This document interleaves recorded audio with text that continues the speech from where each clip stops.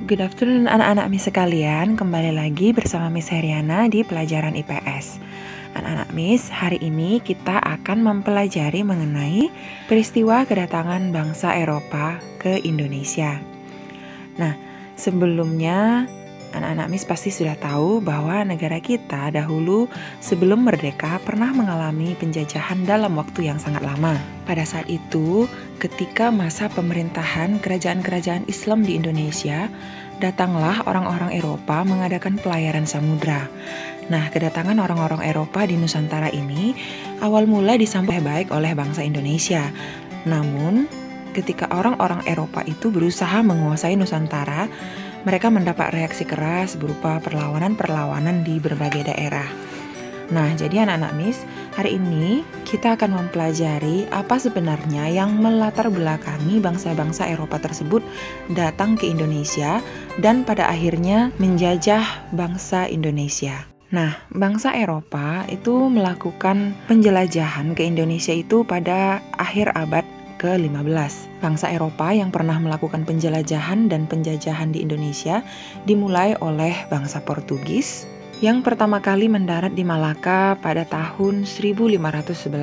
Nah, berikutnya ialah bangsa Spanyol yang mendarat di Tidore, Maluku pada tahun 1521. Kemudian akhirnya disusul oleh bangsa Inggris dan Belanda. Kapal-kapal Belanda pertama kali mendarat di Pelabuhan Banten pada tahun 1596 yang dipimpin oleh Cornelis de Houtman. Lalu, apa sebenarnya faktor yang melatar belakangi kedatangan bangsa Eropa ke Indonesia pada waktu itu? Yang pertama, adanya keinginan untuk mencari ataupun mewujudkan 3G, yaitu Gold, Gospel, dan Glory. Bangsa Eropa ingin mencari kekayaan ataupun gold ke berbagai daerah di kawasan Asia termasuk Indonesia dengan mencari rempah-rempah. Nah, rempah-rempah ini harganya sangat mahal di Eropa dan mereka butuhkan ini untuk industri obat-obatan dan bumbu masakan. Kemudian mereka juga ingin menyebarkan agama ataupun gospel. Jadi, selain mencari kekayaan di tanah jajahan, bangsa Eropa juga membawa misi khusus. Nah, misi khusus tersebut adalah menyebarkan agama ke penduduk daerah yang dikuasainya. Kemudian, mereka juga ingin mencari kejayaan ataupun glory, yaitu mereka ingin mempunyai banyak daerah jajahan. Sebab pada saat itu di Eropa ada suatu anggapan bahwa apabila suatu negara mempunyai banyak tanah jajahan, negara tersebut termasuk negara yang jaya. Jadi dengan adanya anggapan ini, negara-negara di Eropa berlomba-lomba untuk mencari tanah jajahan sebanyak-banyaknya. Kemudian faktor yang kedua yaitu dengan adanya perkembangan ilmu pengetahuan dan teknologi.